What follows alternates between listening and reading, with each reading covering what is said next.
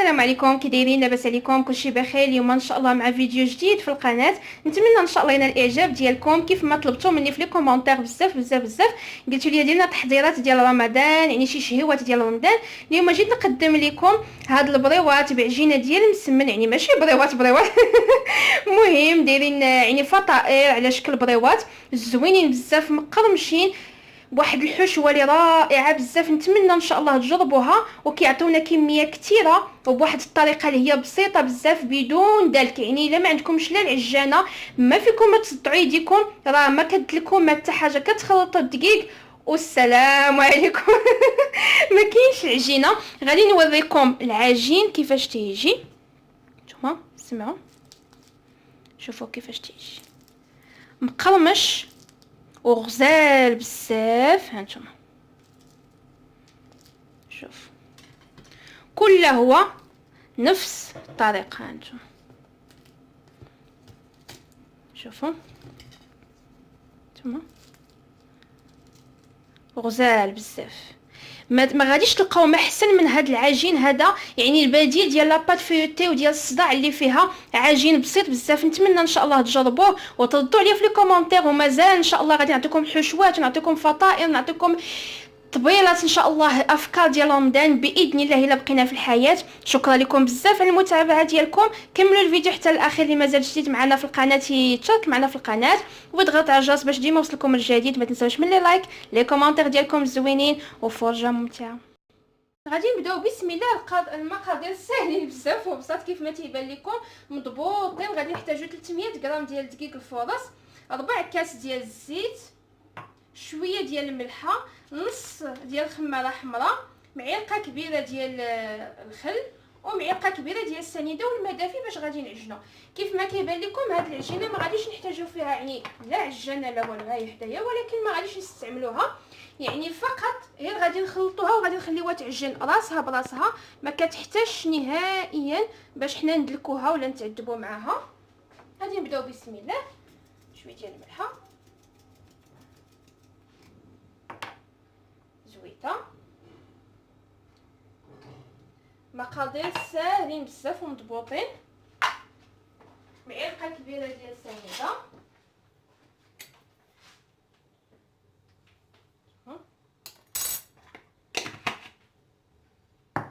معلقه كبيره ديال الخل،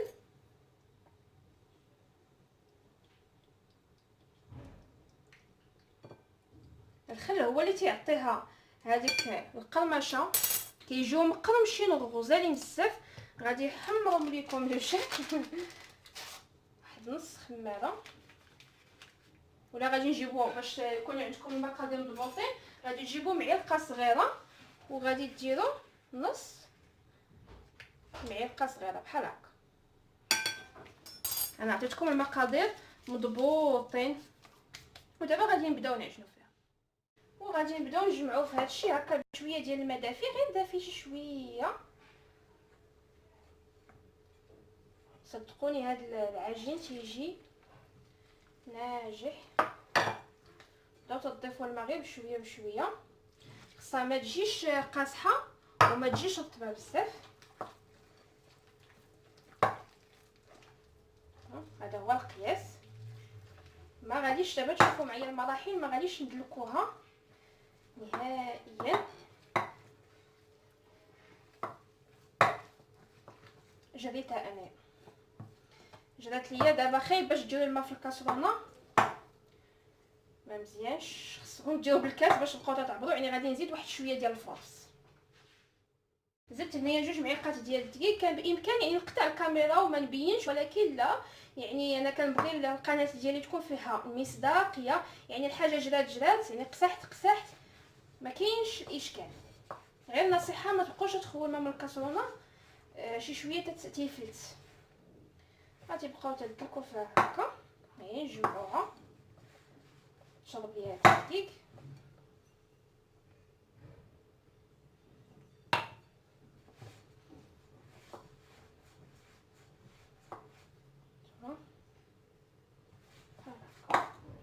غادي نجيب دابا واحد القطيره الماء ثاني ونجمع صافي. ما تحتاج لا دليك، ما كتاخدش الوقت نهائيا.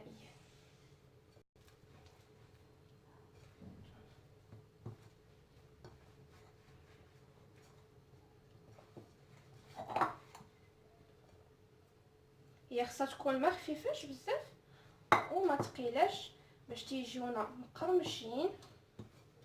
غادي ندير فيها هكا باش نجمعها. دوك 2 معالق ديال الدقيق صافي جمعوها عليا، جات مزيانه صافي. كي شفتوا ساهله بزاف وبسيطه، تتبان لكم دابا ما مدلوكاش، ولكن غادي نخليوها ترتاح باش غادي تدلك راسها براسها. بالنسبه للحشوه ساهله بزاف وبسيطه. هنايا خديت بصيله قطعتها، درت معها شويه ديال الزيت البلديه ودرتها نقليها بحال هكا. غادي نزيد معاه هنايا واحد هاد الحشوه كتجي بنينه بزاف. غادي نزيد معاه واحد خيزويه صغيره محكوكه وجوج ديال القريعات الخضرين. هادو اختياريين بالنسبه لي عند وليداتها ما تيبغوش ياكلوا ليها الخضر.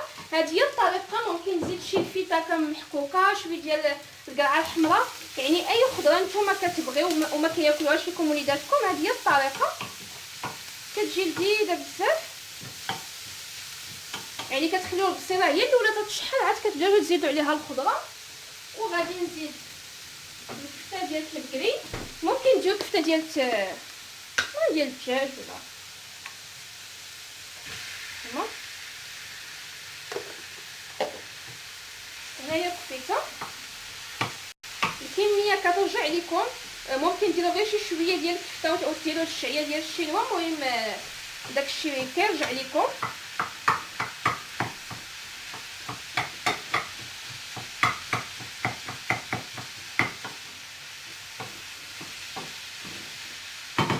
غادي نصوبيه شويه ديال الصوجا. صدقوني هاد الطريقه كتجيبوه زوين، وان شاء الله غادي نعطيكم حشوات وغادي نعطيكم افكار ديال الحشوات بزاف. ترقبوا الجديد ديالي ان شاء الله رمضان. الله يدخلوا علينا بالصحه والسلامه يا ربي. كنديروا هنايا شويه ديال الصوجا كنشحروه بها، كتعطيه واحد المذاق يا سلام، بخصوص ملي كنديرو هكا في الاول. داك شتو باقي ما دات لا عطريه لا والو. هانتوما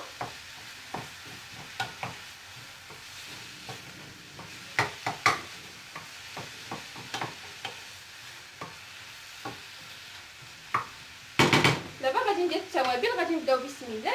غادي نحتاجو شويه ديال البزار على حسب الذوق، شويه ديال السكينجبير، كزبور يابس حيت دايرين الكفته تاع البكري. الا كنتو دايرين ديال الدجاج ما ديروش،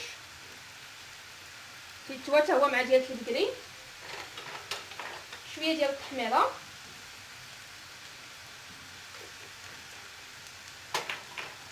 الكمون. هذه عطريه خاصه ديال تاع انا ما كنصاوبش عطريه ديال اللحم، زعما الكفته ديال اللحم. سمحوا لي تلفت. شويه ديال الخرقوم السودانيه اللي كيبغيها. صافي غادي نحرك كلشي مزيان. بقات ليا الملحه هي اللي بقات،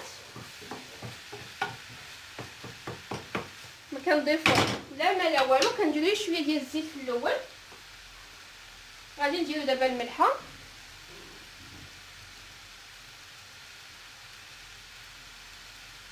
ما تنساوش راه درنا الصوجا في الاول، يعني حاولوا تنقصوا شويه ديال الملحه. الا كنتو غادي تزيدوا الفرماج نقصوا اكثر. هانتوما ما كنديرش الثومه باش الا باتوا ما يتنازوش. صافي دابا غادي نخليها بقات طيب هكا مع التحريك المستمر ونرجع ناكل. بعد ما طابت غادي نزيد عليها شويه ديال الزيتون مقطع. ممكن نزيدو الكورنيشون. انا هذا هو اللي تواجد عندي دابا. كتجي واحد الرائحه طالعه منها غزاله، حيت كيف قلت لكم داك السير اللي كتصوتيو فيه الصوجا في الاول كيعطيها مذاق يا سلام. الخضر ما باقيش تبان كيف قلت لكم. هانتوما دابا الوليدات الصغار ما غيعرفوش نهائيا واش نتوما دايرين لهم الخضره. ما تحتاجوش طيبوها بزاف، راه باقي غادي تكمل الطياب ديالها في الخضر. غادي دابا نطفي عليها وغادي نخليها تبرد مزيان، وغادي ندوزو دابا للعجين. نرجعوا ليه من بعد ما خليت الخليط تيبرد تتكون يعني العجينه ارتاحت شي شويه، يعني تلقات معايا. غادي ناخذ هنايا مايزينا، يعني كلشي كي تيقولها شي تيقولها مايزينا شي تيقولها نشا، المهم هذه هي الباكيه ديالتها. هي باش غادي نورقو ضروري. كاين اللي غادي يقول لي واش ممكن ندير الدقيق، ممكن دير الدقيق ولكن ما غاديش يعطيك ديك القرمشه اللي كتعطيها هكا نشا، ما غاديش يعاونك في التوريق. ملي كنديرو مايزينا كنجيو بالعجينه بحال تلقناها في ديك الماكينه اللي كندوروها، تجي بحال هكاك، كتجي رقيقه نتوما شوفوا، وتجي طايعه.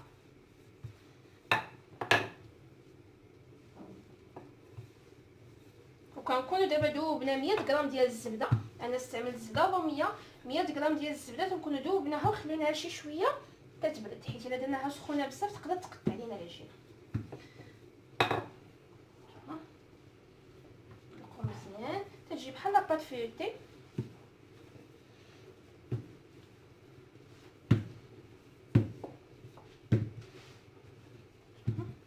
بقاو تمشيو معاها.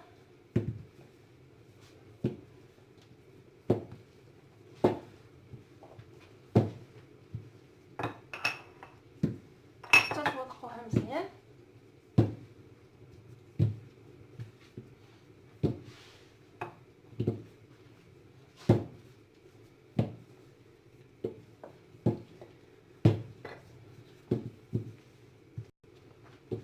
صافي دابا تورقات معايا مزيان.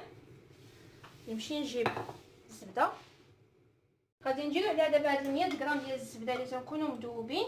انا عطيتكم العبارات مضبوطين.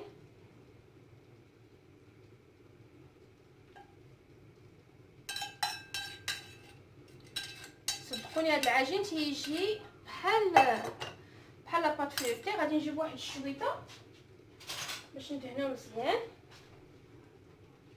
ما تخافوش منها نهائيا. هي الزبده ما تكونش سخونه بزاف، الزبده ومايزينا تيعطيو توراق مزيان.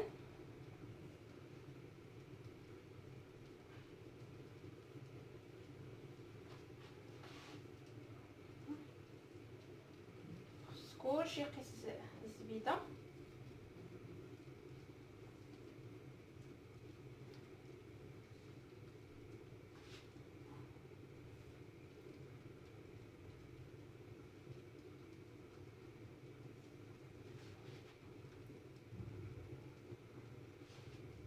صافي غادي نجي دابا هنايا البلاصه اللي عندي طويله بزاف، حيت ما يمكنش يكون عندنا طويل قد الطول قد العرض. المهم البلاصه اللي طويله بزاف هي اللي غادي نجي وغادي نبدا تنلوي وانا تنزير بحال تنلوي في محل نشا. هي نكون انا تنلوي وما داخياش يديا مزيره مزيان. طريقه سهله وبسيطه.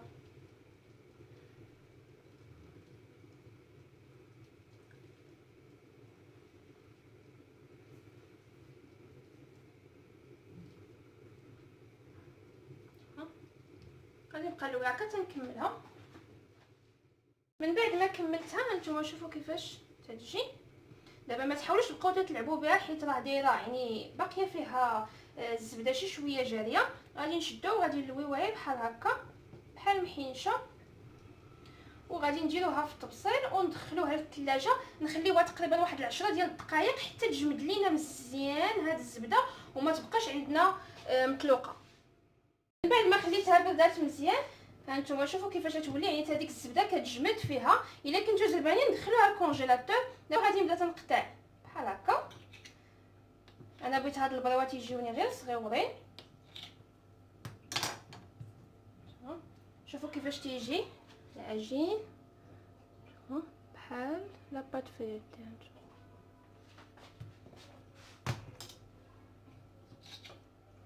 كاينين بزاف ديال الاشكال، يعني ماشي ممكن ديروا غير هاد البريوات. يعني نتوما عندكم لا باز ديال هذا العجين ديروا به اللي يعجبكم.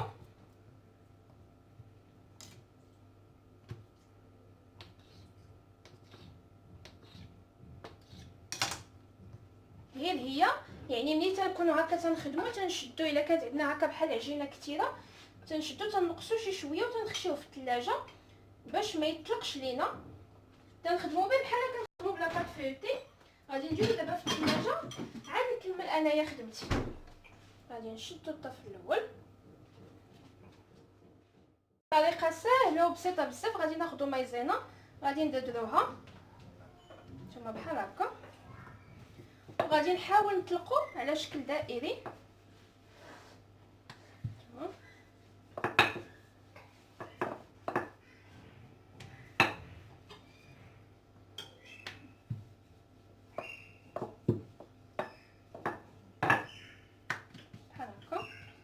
غادي نجيب الماء وغادي ندوزو هكا على الجناب، هو اللي غادي يسد لينا.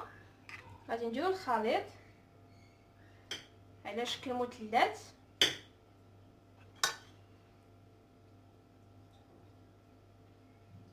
نحاولوا نقادو بحال هكا وغادي نجيبو هاد الجنيبات هكا. نتمنى ان شاء الله تكون الطريقه موضحه. وغادي نبداو نطلقو. ملي تنديرو الماء راه دغيا تيتشدو لينا وغادي نجيبو هاد الجنب الاخر حتى هو نديرو ليه بحال هكا.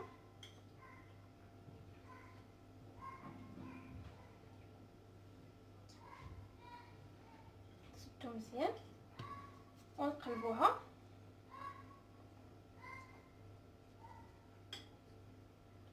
هانتوما شوفوا كيفاش تجي على شكل بريو.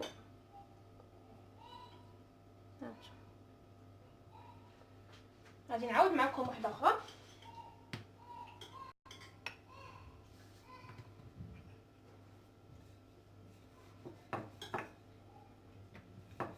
طريقه سهله وبسيطه بزاف.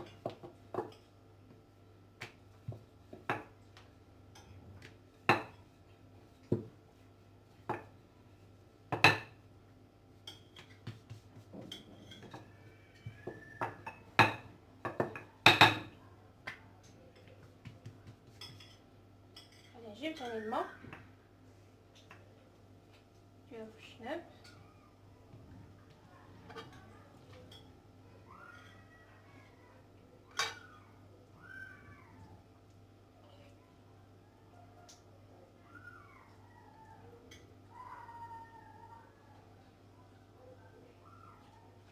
طريقه بسيطه وكتعطي منظر زويون.